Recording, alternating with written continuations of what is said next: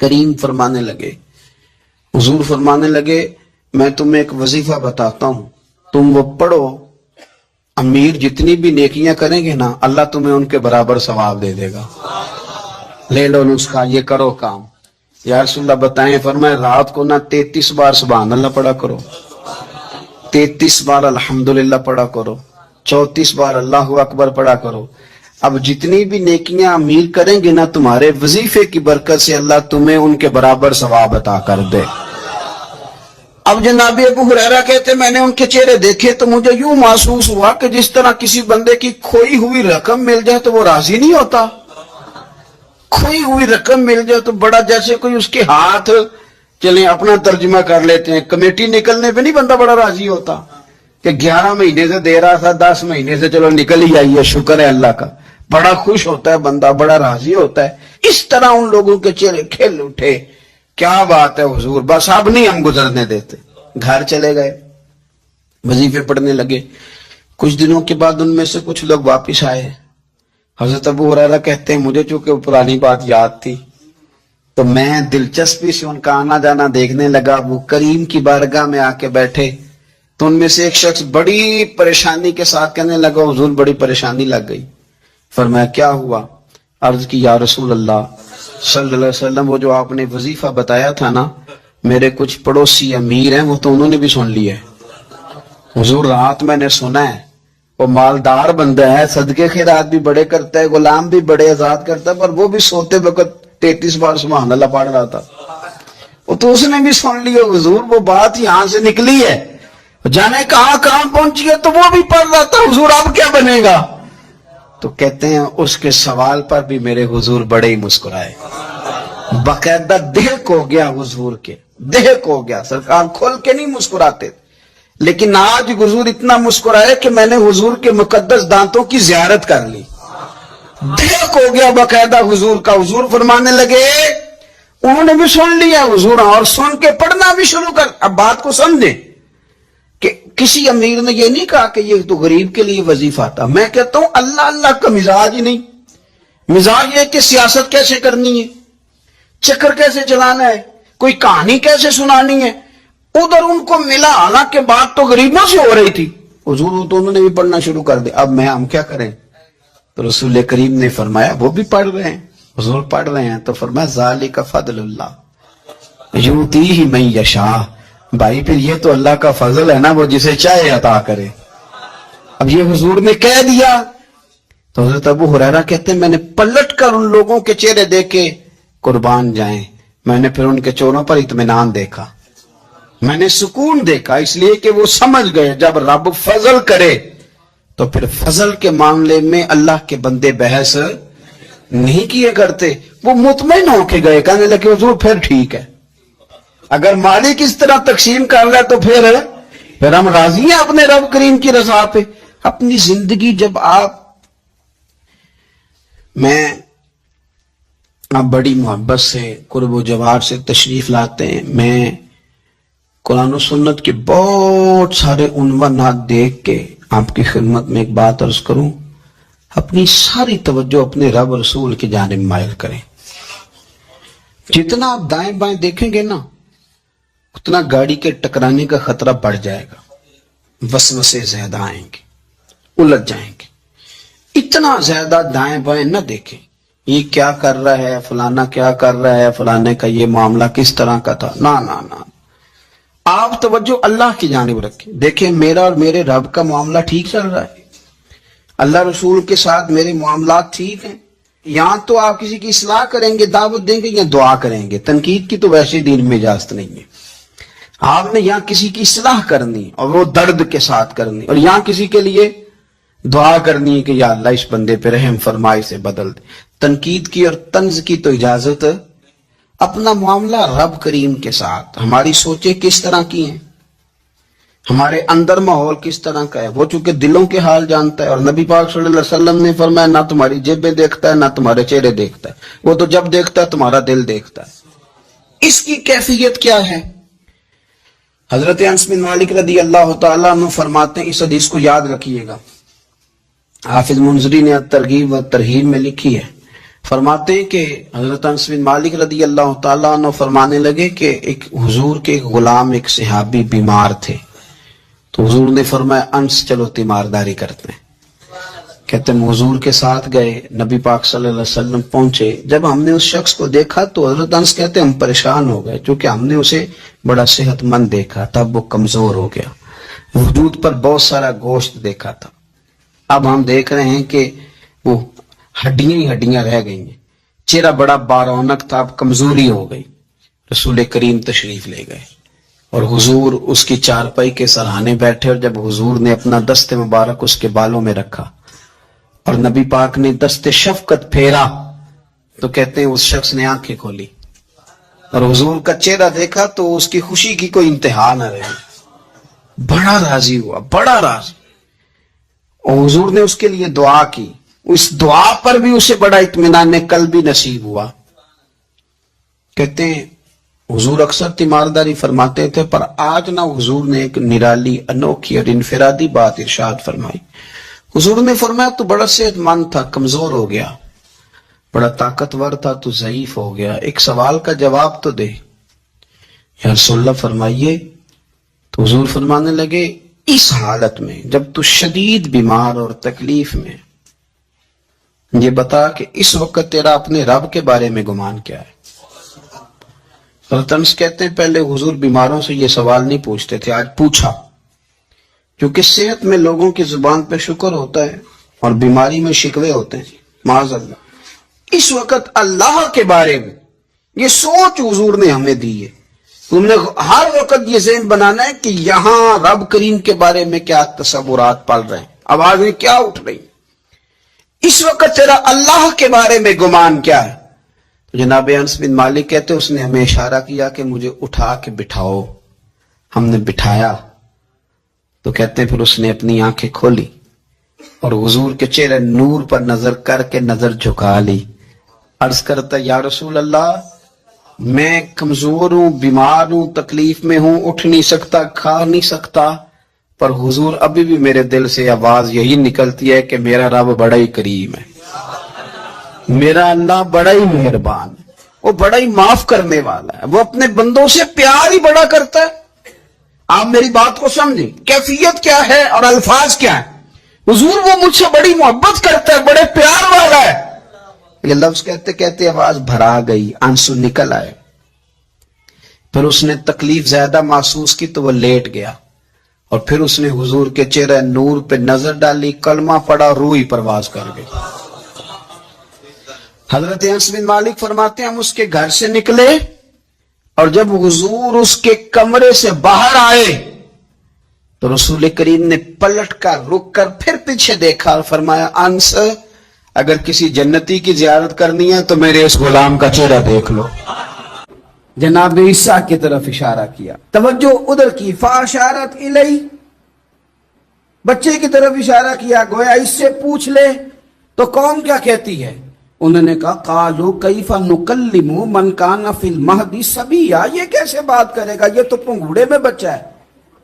پنگوڑے میں بچے بھی کبھی بولے ہیں؟ وہ بولتے ہیں بھائی، پر جب رب چاہے اور جب اللہ اپنے بندوں کو صاف کرنا چاہے اور جب رب اپنے بندوں کی عزتوں کا محافظ بنے تو بچے پنگوڑوں میں بھی بولتے ہیں۔ جناب یوسف کے لیے بھی بولا تھا، جناب عیسیٰ بھی پنگوڑے میں بولے تھے، جناب جریج کے لیے بھی بولا تھا، بچے بولتے ہیں، لیکن کب؟ جب رب چاہے۔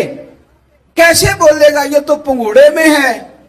لیکن جب انہوں نے دیکھا نا بچے کی جانب، آپ نے منہ سے نہیں کہا، وہاں تو حکم تھا چپ رہنا ہے، وہ خاموش تھی، پنگوڑے کی طرف اشارہ کر کے کہا اس سے پوچھ لو جو پنگوڑے میں ہے۔ تو جناب عیسیٰ پنگوڑے سے بولے اور سیدھے ہاتھ کے اشارے کر کر کے بولے، کیا کہتے ہیں؟ فرمانے لگے قال انی عبد اللہ۔ عیسائیوں نے کل کلاں کو کہنا تھا نا وہ اللہ کے بیٹے ہیں، تو انہیں بات ہی یہاں سے شروع کی، کہنے لگے لوگوں سنو میں اللہ کا بندہ ہوں۔ بات شروع یہاں سے کی، جو کل بات ہونی تھی آج اس کا اظہار کیا، کہنے لگے انی عبد اللہ، میں اللہ کا بندہ ہوں، آتانی الکتاب، مجھے کتاب دی گئی ہے، وجعلنی نبیّا، اور رب نے مجھے نبی بنا کے بھیجا ہے۔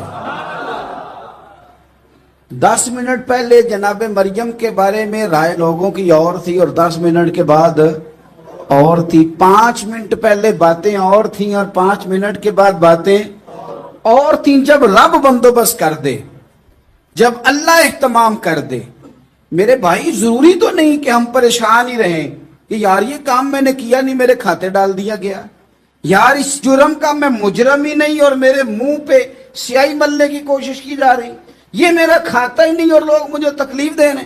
ضروری نہیں کہ آپ ہی وضاحت کریں، میرا رب بھی بندوبست فرما دیا کرتا ہے. اور جو اہتمام اللہ کرتا ہے نا، جو بندوبست رب کرتا ہے، آزمائش آ جاتی ہے، بڑے بڑوں پہ آ جاتی ہے، لیکن بعض اوقات بڑی تکلیف ہوتی ہے جب اس بندے کو لوگ کٹہرے میں کھڑا کر دیں جس کا جرم ہی کوئی نہیں، اس شخص سے لوگ سوال جواب شروع کر دیں جس بیچارے کے خیال میں بھی وہ بات نہیں. پھر وہاں وضاحت دینا، نہ کردہ گناہوں کی وضاحت دینا، یہ بڑا بوجھ بنتا ہے، بڑی تکلیف ہوتی، اور لوگ کرتے ہیں یہ کام.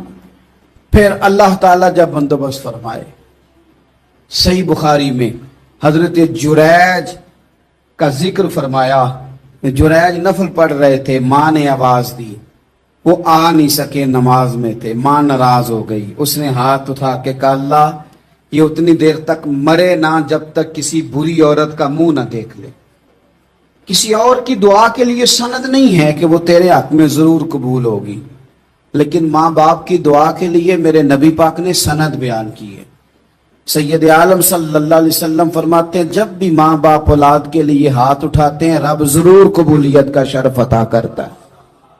تو جہاں سند موجود ہے نا، کچھ افتتاح باجی سے بھی کرا لینے چاہیے، کچھ کام شروع کرنے سے پہلے صرف اماں سے ہی دعا کرا لینی چاہیے. یہ والا افتتاح بھی بڑے کام کا ہے کیونکہ یہاں سند بیان کر دیا میرے نبی کریم. تو جناب جریج کی ماں ناراض ہو گئی، کہنے لگی اللہ اس نے میری بات نہیں سنی. اب تھے تو وہ نیک، لیکن رب کریم کی حکمت کا تقاضا ہے، ماں کی دعا کو بھی قبول کرنا تھا. اللہ نے آزمائش میں مبتلا کر دیا. والدہ تو چلی گئی، وہ ایک خیمے میں، ایک کٹیا میں، ایک جھونپڑی میں عبادت کرتے تھے، اللہ کو یاد کرتے تھے، رب رب کرتے تھے، اور لوگ ان کی بڑی تعریف بھی کرتے تھے. لوگ ان کے ارادت مند بھی تھے، عقیدت مند بھی تھے، اہل محبت بھی تھے. ایک عورت آ گئی، بس وہ اللہ کی حکمت پوری ہونی تھی. اس نے آ کے پہلے تو انہیں اپنی طرف مائل کرنا چاہا، جب نہ مائل ہوئے تو الزام لگا دیا. یہ ہمارے دور کا تقاضا ہے، لوگ پہلے آپ کو اپنے حق میں قائل کرتے ہیں، اپنی فرما برداری میں لانا چاہتے ہیں. اگر آپ نہیں آتے تو پھر وہ آپ کو مجرم قرار دے دیتے ہیں، یا میرے ساتھ چل ورنہ پھر میں تیرے خلاف پراپوگنڈا کروں گا. دو ہی باتیں. پہلے اس نے قائل کیا، جب جناب جنید قائل نہ ہوئے تو اس نے قریب ایک چرواہا تھا، اس چرواہے کے ساتھ جا کے منہ کالا کیا. مقررہ وقت پہ بچہ پیدا ہو گیا. لوگوں نے کہا کس کا ہے؟ کہنے لگی اس خانقاہ میں، اس حجرے میں عبادت کرنے والے کا ہے. اگر کسی دیندار پر ذرا سا بھی الزام لگ جائے تو آپ یقین کریں کہ بڑے بڑے خوفناک لوگ بھی نیک ہو جاتے ہیں. جن کا اپنا سارا ماضی کالا سیاہ ہو وہ بھی اجالوں کے راہ پر بن جاتے ہیں. جن کی اپنی زبانیں ساری زندگی آلودہ رہی ہوں وہ بھی بڑے بڑے اعلیٰ سچ بولنے لگتے ہیں. اعلیٰ کچے میرے مکان کی دیوار کیا گری، لوگوں نے تو میرے صحن میں رستے ہی بنا لیے. بڑے لوگ آ جاتے ہیں، پھر بڑا کچھ کرتے ہیں اور بڑے بڑے خوفناک جملے کستے ہیں. بس کو نقطہ جو ہاتھ آ گیا ایسا جیسے گرنے کا انتظار کر رہے تھے.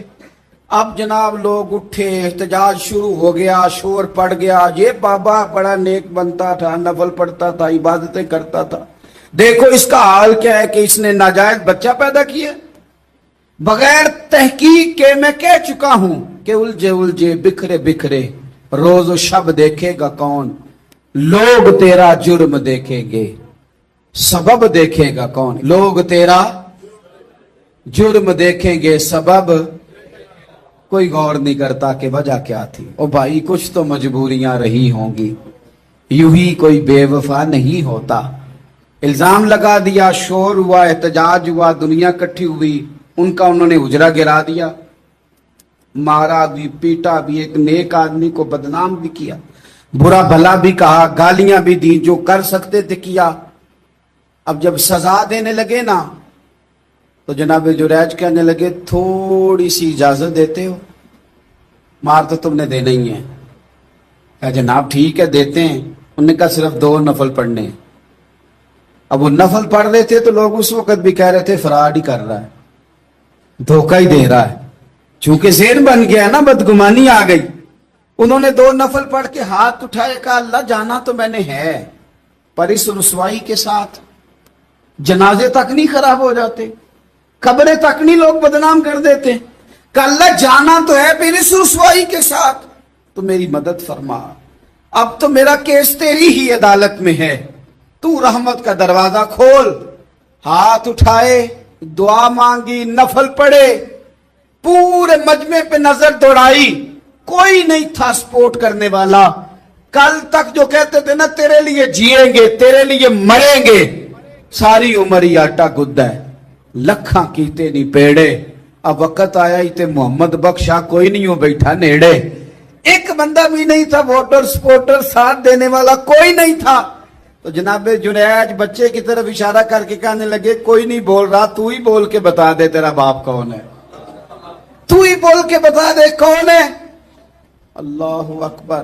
میرا رب جب چاہے تو بچے بولتے ہیں، رب چاہے تو گونگے بولتے ہیں، رب جب چاہے تو پھر پتھر بھی بولتے ہیں۔ جب کہا نا تو ہی بتا تو بچہ بولا، اور بول کے کہنے لگا میرا باپ جریج نہیں، میرا تو وہ ہے جو بکریاں چرانے والا ہے، وہ میرا باپ۔ جب رب کریم نے توفیق دی تو بچہ بول پڑا۔ جب رب بندوبست کرتا ہے کسی کی عزت کی حفاظت کا تو پھر کوئی اسے رسوا کر سکتا۔ یاد رکھنا جب رب محافظ ہو تو پھر لوگوں کا پراپوگنڈا وہاں کچھ کر سکتا۔ لوگ کئی دفعہ بڑا گہرا جال بنتے ہیں، سازش کا رنگ بڑا گہرا ہوتا ہے، عام سادے آدمی اس کو سمجھ نہیں پاتے، اس پراپوگنڈے کا حصہ ہو جاتے ہیں، انہیں پتہ ہی نہیں چلتا یہ بات دراصل کیا کی جا رہی ہے۔ یہ کتنی گہری حسد کی آگ ہے جس کو لوگ بغض کے ساتھ ہوا دے رہے ہیں، اپنی عداوت کے ساتھ اس کو زیادہ جلا رہے ہیں۔ حضرت سیدنا عائشہ صدیقہ رضی اللہ تعالیٰ عنہ بیان کرتی ہیں، اور لطف کی بات یہ بھی بخاری میں موجود ہے۔ میں نے جناب جنید کا قصہ عرض کیا تو بخاری سے، یہ عرض کر رہا ہوں تو بخاری سے۔ یہ واقعہ میں حضور کی امت کے کسی ولی کا بیان کرتا تو لوگوں نے کہنا تھا ہماری سمجھ میں ہی نہیں آتا۔ بعض لوگوں کا خیال ہے کہ داتا صاحب کی کرامت بھی نبی پاک کی بیان کریں۔ او خدا کے بندوں کو خیال کرو، داتا صاحب تو کئی 100 سال بعد آئے ہیں، وہاں اگر کوئی کرامت ہوگی تو حضور بیان کریں گے۔ اگر نبی کریم نے پچھلے بنی اسرائیل کے ولیوں کی کرامتیں بیان کر کے تمہیں بتائی ہیں تو اس کا معنی یہ ہے کہ اگر وہاں اللہ یہ شان عطا کر سکتا ہے تو تم تو امتوں کی سردار امت ہو، ان پر تو نیرا فضل ہے، تم پر تو رب کا فضل کبیر ہے۔ تو بس لوگ سمجھنے کو تیار نہیں، پچھلوں کی مان لیتے ہیں۔ جناب آصف بن برخیہ کی کرامت جو سورہ نمل میں آئی وہ تو مانیں گے، پر غوث پاک کی کرامت یہ پتہ نہیں عجیب فلسفہ ہے، اور کس طرح کا فلسفہ ہے یہ سمجھ سے بالاتر ہے کہ بنی اسرائیل کا کوئی ولی ہو تو اس کی کرامت ہو سکتی ہے، اور نبی پاک کی امت کا ہو تو اس کی ہو ہی نہیں سکتی۔ کیا معنی ہے اس بات کا؟ اور لوگ ہیں کہ داد و تحسین دے رہے ہیں، واہ واہ کر رہے ہیں۔ اللہ تعالیٰ سمجھنے کی توفیق عطا فرمائے۔ حضرت عائشہ صدیقہ رضی اللہ تعالیٰ عنہ فرماتی ہیں ایک عورت تھی اور اسے نبی پاک صلی اللہ تعالیٰ علیہ وسلم نے وہ کلمہ پڑھ کے مسلمان ہوئی، مدینہ طیبہ آ گئی تو حضور نے مسجد نبوی شریف میں اس کے لیے مکان، ایک سادہ سا کمرہ ساتھ مسجد کے بنوا دیا، وہیں رہنے لگی۔ اکثر وہ سیدہ طیبہ کے پاس آتی تو حضرت عائشہ صدیقہ رضی اللہ تعالیٰ عنہ فرماتی ہیں وہ بڑی باتیں سناتی اور آخر میں کہتی وہ ہار والا دن بھی بڑا عجیب دن تھا، اور میرے رب کی قدرتوں کا دن تھا، وہ بھی بڑا عجیب دن تھا۔ سیدہ عائشہ صدیقہ رضی اللہ تعالیٰ عنہ ایک دن فرمانے لگی کہ تو ہار والے دن کا بڑا ذکر کرتی ہے، وہ کیا دن تھا؟ تو خاتون کہنے لگی اماں جی وہ دن تھا جب میرے رب پر بھروسہ اور مضبوط ہو گیا، جس دن میرا اپنے رب پر توکل اور بڑھا، میرے ایمان میں یقین میں اور پختگی آئی۔ کہنے لگی میں ایک گھر کی کنیز تھی، نوکرانی تھی، اس گھر میں ایک بچی تھی جس کے پاس سونے چاندی ہیرے جواہرات کا ہار تھا. اس زمانے میں نا چمڑے کے اوپر لوگ ہیرے جواہرات لگاتے تھے. کئی دفعہ سرخ رنگ کے چمڑے پہ لگائے جاتے تھے. وہ بچی پہنتی تھی تو کہتی ہوں بچی کے اس نے اتار کے رکھا یا اس سے گرا وہ ہار تو چیل اسے اٹھا کے لے گئی گوشت سمجھ کے اور میرے سامنے اٹھا کے لے گئی. گھر والوں نے مجھ سے پوچھا, یہ بخاری میں موجود ہے, گھر والوں نے پوچھا مجھ سے کہ وہ ہار کہاں ہے تو میں نے کہا چیل اٹھا کے لے گئی. گھر میں کچھ چوری ہو جائے تو سب سے پہلا الزام کس پہ لگتا ہے؟ ملازمین پہ. کہتے انہوں نے مجھے بڑا مارا, بڑی تکلیف تھی, حتیٰ کہ میری شرمگاہ تک کی تلاشی, میری عزت اتنی خراب کی میں بتا نہیں سکتی. میں نے اپنی زندگی میں ایک واقعہ دیکھا, ایک امیر گھر میں چوری ہو گئی, ملازم کو اتنا مارا کہ وہ چارپائی پہ پڑ گیا. پولیس والوں سے اتنی مار پروائی گئی کہ وہ بیچارہ چارپائی پہ پڑ گیا اور پھر وہ اتنا بیمار ہوا اور کچھ دنوں کے بعد پتہ چل گیا کہ چور تو اپنا بیٹا ہے ان کا. پھر اس کا انتقال ہو گیا. اب وہ سیٹھ صاحب اور گھر والے آ کے نا مرنے والے کے کان میں معافیاں مانگ رہے ہیں, کان میں.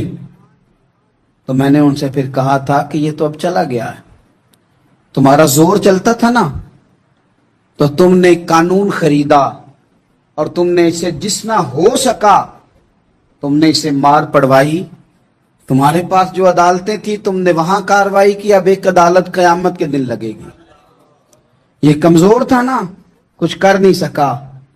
میرے نبی پاک صلی اللہ علیہ وسلم نے فرمایا سن لو, اگر سینگ والی بکری نے بغیر سینگ والی بکری کو تکلیف دی ہوگی نا تو قیامت کے دن اسے بھی بدلہ دینا پڑے گا کہ تیرے پاس سینگ تھے اور تو نے اسے مارا تھا. وہ خاتون عرض کرتی ہے سیدہ عائشہ کی خدمت میں کہ مجھے بڑا مارا, مجھے تکلیف دی. میں کہہ رہی تھی کہ میرے سامنے چیل لے گئی ہے پر وہ نہیں مان رہے تھے. اماں جی انہوں نے مجھے بڑا مارا. حضرت عائشہ صدیقہ کہتی ہیں پھر کیا ہوا؟ کہنے لگی اماں جی جب کوئی میرا مددگار نہ رہا, مجھے تکلیف دے رہے تھے, رسوا کر رہے تھے, تو میں نے اپنے رب سے مدد چاہی, میرے رب کی طرف میں نے توجہ کی, میں نے کہا مالک اب تو ہی میرا مددگار ہے. کہتی ہے وہ مجھے مار رہے تھے تو وہ چیل جو ہار لے گئی تھی وہی لے کے واپس آ گئی اور ہمارے سروں کے قریب لا کے اس نے جب اس ہار کو پھینکا وہ مجھے چھوڑ کے سائیڈ پہ ہوئے. وہ میری بے گناہی جان گئے, لیکن آپ کو بتاؤں اس دن سے میرا اپنے رب پر یقین اور بڑھ گیا. مجھے سمجھ آ گئی کہ جب انسان پورا ٹوٹ جاتا ہے اور جب کوئی چاروں جانب اس کا مددگار نہیں ہوتا تو رب تو ہوتا ہے نا, اللہ تو اس کا مددگار ہوتا ہے نا, وہ تو پھر اپنے اس بندے کی مدد کرتا ہے نا, پھر وہ تو توانائی دیتا ہے نا, وہ تنہا نہیں چھوڑتا, وہ تو آنسوؤں والوں کے آنسوؤں پہ بڑا کرم فرماتا ہے, وہ تو قسم پرسی میں آ جاتا ہے, اس کی رحمت بڑھ کے استقبال کر لیتی. تو بھائی جب آپ پر اللہ کی حکمت کے تقاضے پورے ہونے لگیں اور زندگی میں کبھی کوئی ایسا وقت آئے کہ آپ محسوس کریں کہ تنہا رہ گئے ہیں اور کئی اپنے بھی مخالفین کی جماعت میں نظر آنے لگے ہیں, تو اس وقت پھر دل, روح, زبان اور ذہن کو یکجا کر کے سمجھ لینا کہ جب ساری دنیا ساتھ چھوڑ جاتی ہے تو رب کی رحمتیں اس وقت بھی ساتھ رہتی ہیں اور اللہ کی مدد اس وقت بھی بندے پہ کرم نوازی کرتی ہے. ایک اور حدیث سنیں, لطف کی بات یہ ہے یہ بھی بخاری میں ہے, یہ بھی واقعہ بخاری میں. اللہ اکبر. ایک شخص نے نا ایک بندے سے قرض مانگا, اس نے کہا مجھے قرضہ دو. وہ کہنے لگا کہ کتنا قرضہ؟ اس نے کہا 1000 دینار. دینار سونے کا ہوتا تھا, درہم چاندی کا ہوتا تھا. 1000 دینار چاہیے. اس نے کہا کوئی گواہ ہے تیرے پاس؟ غریب کا گواہ بھی کوئی نہیں بنتا. کبھی الجھ جائے نا کوئی بندہ تو کئی اپنے بھی کہہ دیتے ہیں کہ ہم اس کے قول فعل کے ذمہ دار نہیں ہیں. ایک غریب آدمی کو قرض کی ضرورت پڑ گئی, 1000 دینار چاہیے. میں کہہ چکا ہوں کہ درہم چاندی کا ہوتا تھا, دینار سونے کا. اب 1000 دینار لینا ہے تو جس بندے سے اس نے کہا، اگرچہ وہ نیک بندہ تھا، اس نے کہا یار 1000 دینار دے دو، تو کہنے لگا کوئی گواہ ہے تیرے پاس؟ وہ کہنے لگا غریبوں کا گواہ کون ہوتا ہے؟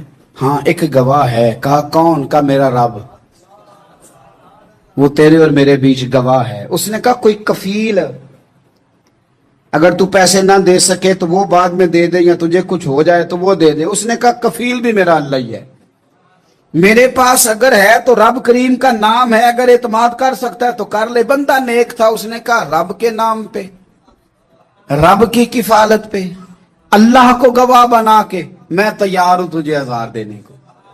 اس نے 1000 دینار دے دیا، وقت واپسی کا طے ہو گیا، وہ چلا گیا پیسے لے کے۔ اس نے پوری محنت کی کہ میں نے وقت پہ پیسے لوٹانے، پوری محنت بھی کر لی، اللہ نے مدد بھی کر دی، پیسے بھی اس تاریخ کو اسے مل گئے۔ بعض لوگوں کا تو لوٹانے کا دل ہی نہیں نہ ہوتا۔ فرمایا حدیث پاک میں کہ تو لوٹانے کا ارادہ کر، رب تیری مدد بھی فرمائے گا۔ لیکن یہاں بہت سارے لوگ کہتے ہیں خیر ہے، ارادہ ہی نہیں، تو پھر جس طرح کا بندے کا گمان ہو رب بھی اسی طرح کا معاملہ فرماتا ہے۔ اس نے پیسے جمع بھی کر لیے اور واپس دینے کو تیار بھی ہو گیا، لیکن رستہ بحری جہاز کا تھا، کشتی کا تھا، دریا کے رستے واپس آنا تھا۔ اب وہ جب آ گیا دریا کے کنارے تو بڑی کوشش کی، پر وہاں اسے کوئی کشتی نہیں ملی۔ وقت پہ پیسے لوٹانے ہیں، سفر کرنا ہے، اب سواری میسر نہیں ہے۔ سوچ سوچ کے پریشان تھا کہ میں نے تو اللہ کے نام پہ لیے۔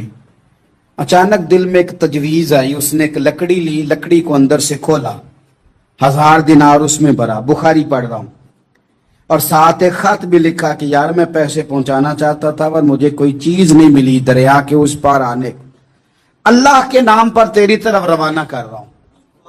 اور یہ کہہ کہ وہ لکڑی دریا میں رکھ دی، وہ لکڑی ڈوب گئی ہے، واپس آ گیا۔ وہ جس نے پیسے لینے تھے وہ عین مقررہ وقت پر دریا کنارے آیا۔ صبح سے سر شام تک اس نے انتظار کیا، دل ڈھلنے لگا تو دل میں خیال آ گیا کہ یار نہیں، اس نے دینے ہی نہیں، جھوٹا وعدہ کر گیا، پہنچا ہی نہیں وقت پہ۔